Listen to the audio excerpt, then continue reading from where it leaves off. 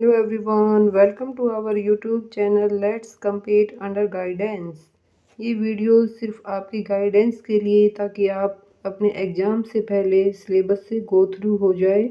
वे जो भी आपको मेन व इम्पोर्टेंट पॉइंट आपको लगता है आप उसको नोट डाउन कर सकते हैं ताकि आप एग्ज़ाम से पहले उसको रिवाइज कर सकें और अपने एग्ज़ाम को अच्छे से अटेम्प्ट कर सकें। आज हम योगा की definitions, meaning, history, background, aim and objective व need and importance of yoga, Yoga Sutra व मिसकंसेप्शन के बारे में पढ़ेंगे कि योगा के बारे में क्या क्या गलत धारणाएं हैं। तो इन सभी टॉपिक के बारे में जो कि फर्स्ट यूनिट के अंदर है, कंप्लीट फर्स्ट यूनिट के बारे में हम कोशिश करेंगे पढ़ने की कि कंप्लीट हो जाए। वीडियो थोड़ी सी लंबी ज़रूर रहेगी लेकिन आई होप आप इसको अच्छे से ध्यान से सुनेंगे ताकि आपके लिए कुछ बेनिफिशियल रहे। एंड और आपसे रिक्वेस्ट है कि आप इस वीडियो को लास्ट तक ज़रूर देखें और जो भी मेन इंपॉर्टेंट पॉइंट है उसको नोट डाउन करें। तो हम लेट्स स्टार्ट। योगा क्या होता है, योगा के बारे में पढ़ेंगे। सबसे पहले मीनिंग ऑफ योगा।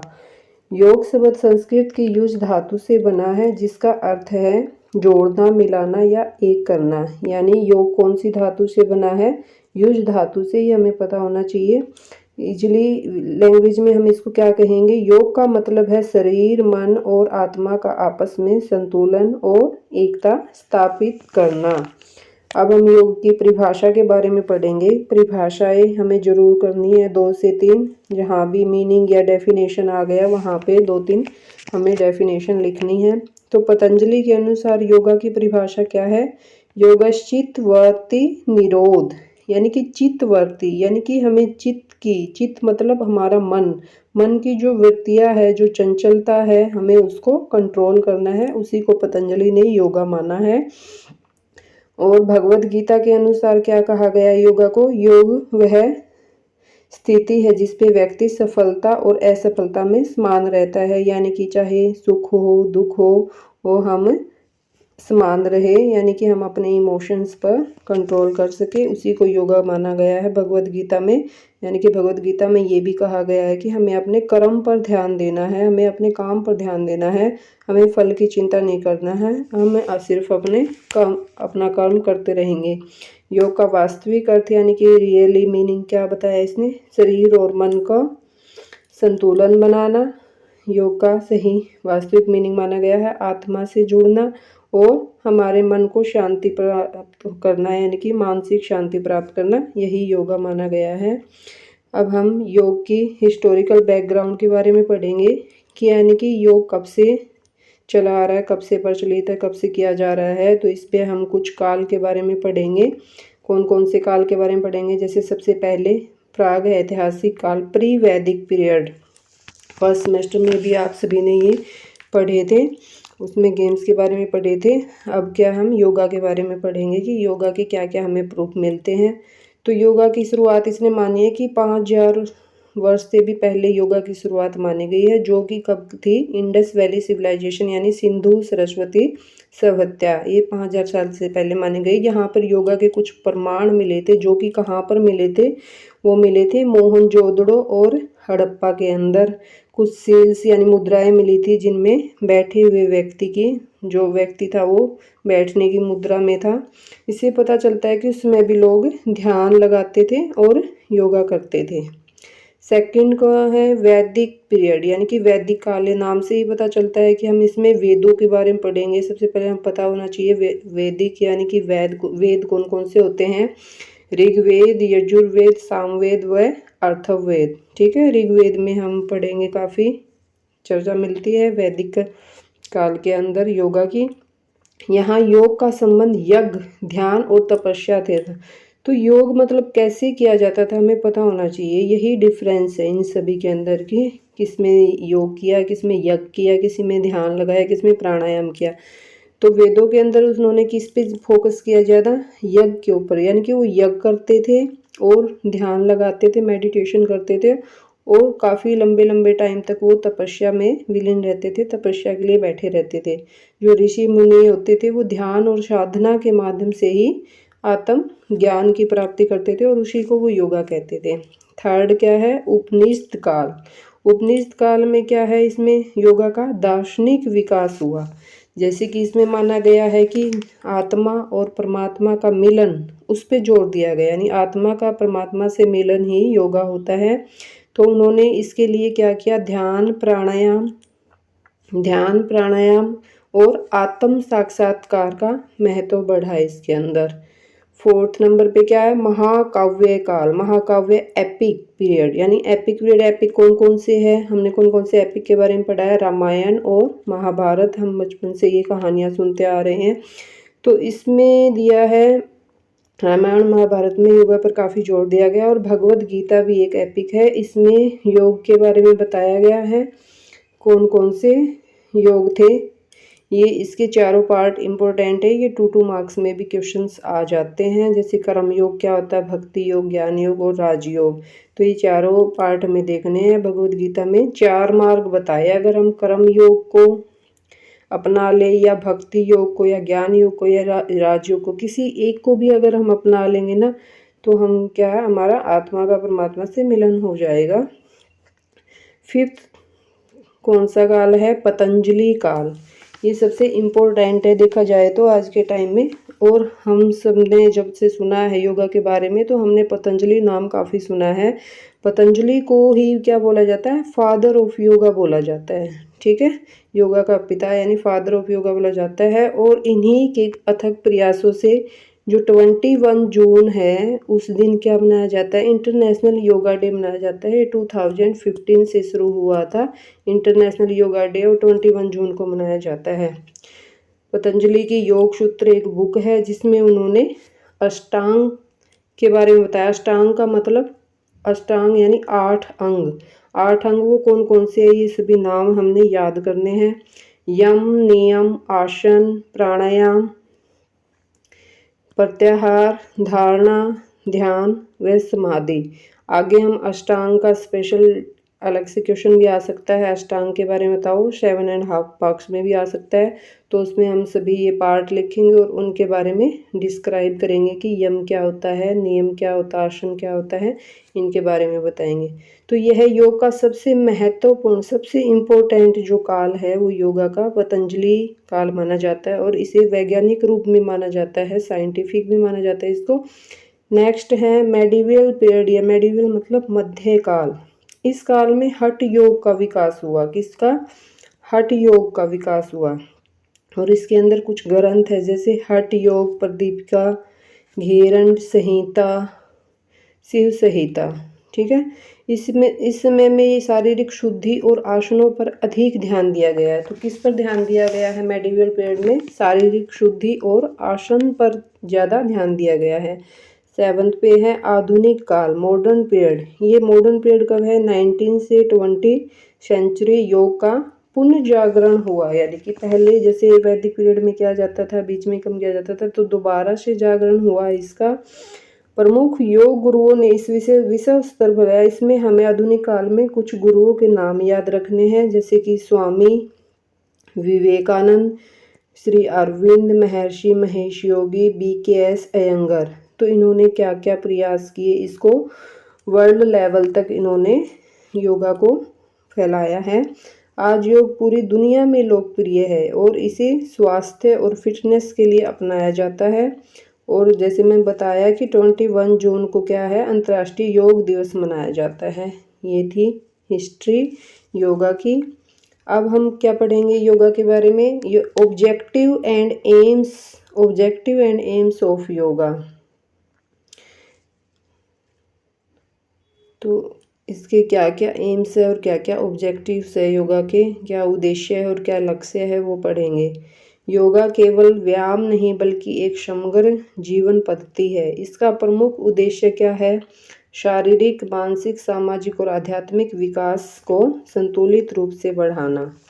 तो हमें सबसे पहले इसका उद्देश्य और लक्ष्य लिखना है। अब हम करेंगे योगा के उद्देश्य क्या क्या है, यानी कि क्या क्या उद्देश्य है योगा के, हमारे क्या क्या इसके फ़ायदे हैं, हम क्यों योगा करते हैं।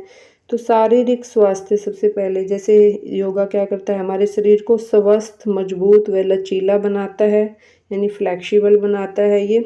और अगर हमारा शरीर स्वस्थ होगा तो रोगों से बचाव होगा, रोग प्रतिरोधक क्षमता है जो हमारी वो बढ़ेगी, और सारी शरीर की जो कार्य क्षमता है, एफिशिएंसी है, यानी कि जो स्टेमिना हमारा, उसमें भी इम्प्रूवमेंट आएगी। ठीक है।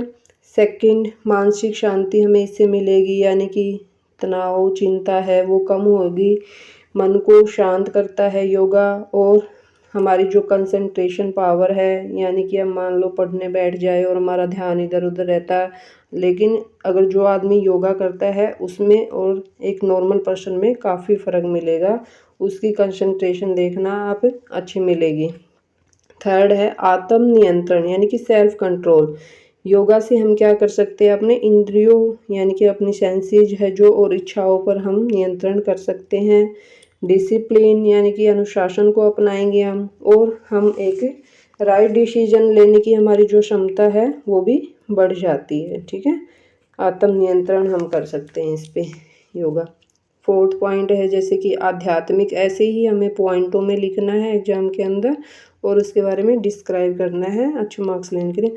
आध्यात्मिक विकास, स्पिरिचुअल डेवलपमेंट, यानी कि स्पिरिचुअल मतलब धार्मिक, आत्मा और परमात्मा के बीच संबंध स्थापित करना, यही स्पिरिचुअल होता है।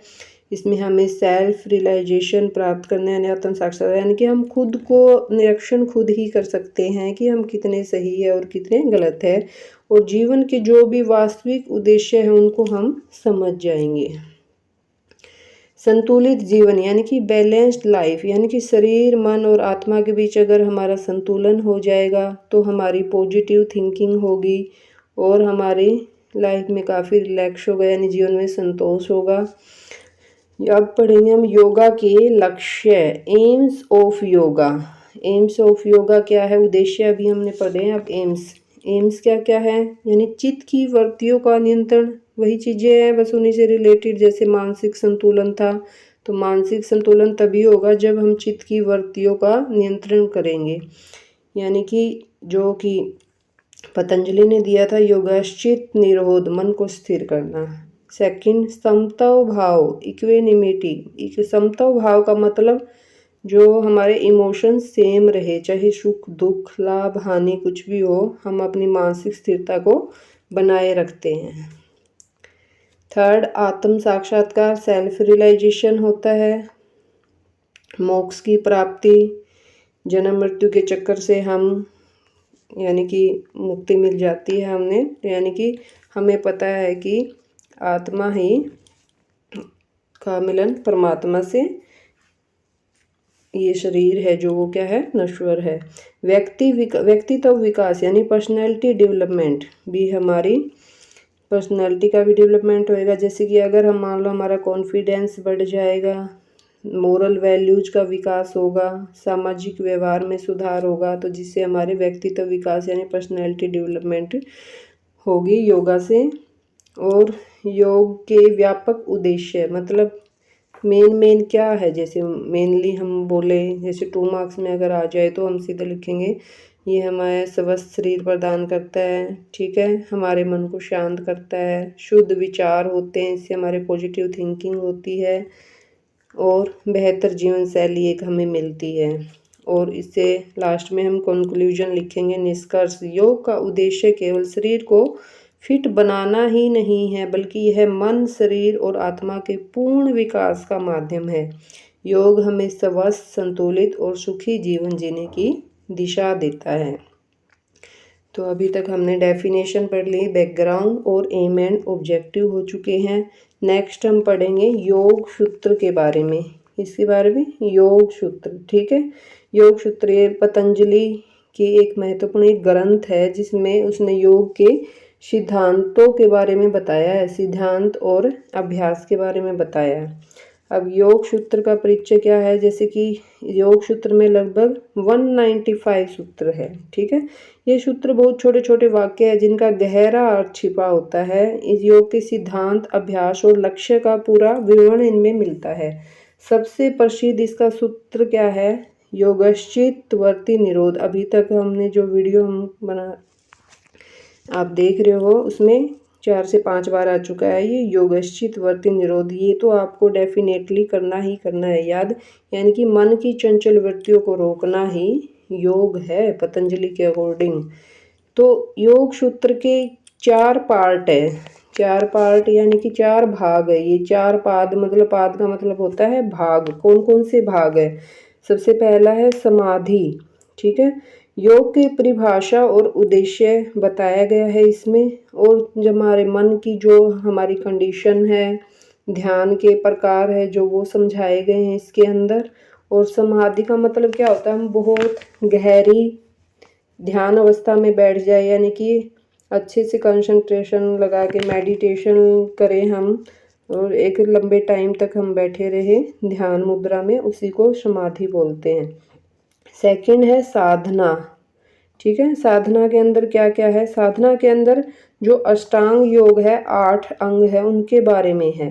8 अंग कौन कौन से होते हैं? यम, यानी कि जो मोरल वैल्यू होती है, नैतिक मोरल वैल्यू, जैसे कि कौन कौन सी होती है? जैसे हमें सच बोलना है, ठीक है, हमें अहिंसा को अपनाना है, हिंसा को नहीं अपनाना।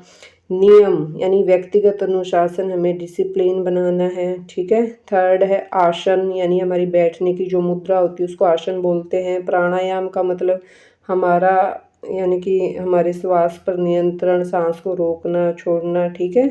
प्रत्याहार, और उससे आगे प्राणायाम, जो प्राणायाम, प्रत्याहार, धारणा, ध्यान, समाधि, ये 8 पार्ट हैं, ठीक है। ये किसके थे? साधना के। और एक था समाधि, सेकंड साधना, थर्ड है विभूति। तो योग सूत्र के पार्ट है वो पूछे जा सकते हैं योग सूत्र के बारे में एक्सप्लेनेशन अच्छे से। तो विभूति में क्या है? योग के अभ्यास से मिलने वाली जो विशेष शक्तियां हैं वो बताई गई है विभूति के अंदर, यानी कि योग से हमें क्या क्या शक्तियां मिलती है, यानी कि वो बताई गई विभूति पाद के अंदर। यानी कि ध्यान और एकाग्रता से मनुष्य की क्षमताओं में वृद्धि होती है। क्षमताओं मतलब जैसे कि फिजिकली, मेंटली हमारा संतुलन होता है, ठीक है। रोगों से बचाव होता है, जैसे हमने पढ़ा है, फ्लेक्सिबिलिटी बढ़ती है, ये सब चीज़ें। सबसे लास्ट है 4th पार्ट, कैवल्य पाद, यानी कि कैवल्य पार्ट है ये। योग का अंतिम लक्ष्य कैवल्य है, यानी कि ये अंतिम पार्ट है। और अंतिम पार्ट का मतलब है यहाँ पे मोक्ष की प्राप्ति। तो मान लो अगर हमें मोक्ष की प्राप्ति हो गई, यानी कि हम जीवन मरण के चक्कर से ही अगर हम मुक्त हो गए, तो उससे आगे क्या रहेगा? तो लास्ट इसका है कैवल्य। इसमें मोक्ष की प्राप्ति को ही योग माना गया है। इसमें आत्मा की पूर्ण स्वतंत्रता और शुद्धता का वर्णन किया गया है। अष्टांग के बारे में जो बार बार आ रहे हैं अष्टांग योग, तो उसमें बताया गया, जैसे सबसे पहले यम था। यम के अंदर मैंने बताया था जैसे हमें अहिंसा को अपनाना है, सत्य को अपनाना है, ठीक है, ब्रह्मचर्य को अपनाना है। नियम जैसे कि तप, स्वाध्याय, ईश्वर प्राणिधान, ये नियम हमें कुछ अपनाने, सेल्फ डिसिप्लिन हमें अपनाना है। जैसे आसन, हम शरीर को स्थिर और स्वस्थ बनाना है, स्थिर मुद्रा में बैठना। प्राणायाम हमारे श्वास का नियंत्रण करना। प्रत्याहार का मतलब होता है इंद्रियों को नियंत्रित करना, यानी कि हम अपने चित्त को कैसे कंट्रोल कर सकते हैं। धारणा, एकाग्रता, यानी कि कंसंट्रेशन, ठीक है, कंसंट्रेशन को ही धारणा बोलते हैं। ध्यान लगाना, मेडिटेशन, ठीक है, मेडिटेशन, ध्यान का मतलब क्या होता है? मेडिटेशन। समाधि, परम शांति की अवस्था। समाधि क्या है? जिसमें हम परम शांति मिलती है और हम अच्छे से ध्यान मुद्रा में बैठ जाते हैं उसमें। योग सूत्र का महत्व क्या है, इम्पोर्टेंस क्या है, ये भी देखते हैं हम, क्योंकि योग सूत्र के बारे में अगर मान लो 15 मार्क्स का क्वेश्चन आ गया तो ये योग को वैज्ञानिक और व्यवस्थित रूप दिया है। मानसिक शांति, एकाग्रता बढ़ाने में सहायक होते हैं। आत्म साक्षात्कार, आध्यात्मिक विकास का मार्ग है ये। और आज भी योग शिक्षा का मुख्य आधार क्या है? योग सूत्र है, ठीक है। नेक्स्ट हम पढ़ेंगे किसके बारे में? Need and importance of yoga in modern society, यानी कि आज के टाइम में योगा की हमें क्या आवश्यकता है और क्या क्या इसका महत्व है उसके बारे में पढ़ेंगे। यानी कि जो हमारी बदलती जीवन शैली है और अनियमित दिनचर्या है, जैसे जंक फूड ज़्यादा खाया जाता है, पोल्यूशन काफ़ी फैला हुआ है, टेक्निक पर लोग ज़्यादा डिपेंडेंट है, तो उसका हमारे फिजिकली और मेंटली जो हमारे स्वास्थ्य पर काफ़ी नेगेटिव इफेक्ट पड़ रहा है, नकारात्मक प्रभाव पड़ रहा है। ऐसे में योग ही एक ऐसा है जिसको हम आसानी से घर बैठकर कर सकते हैं।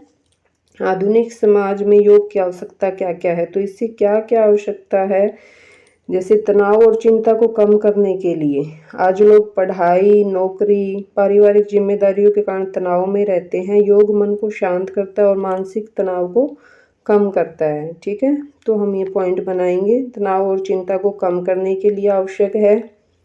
सेकंड पॉइंट, शारीरिक बीमारियों से बचाव करता है योग।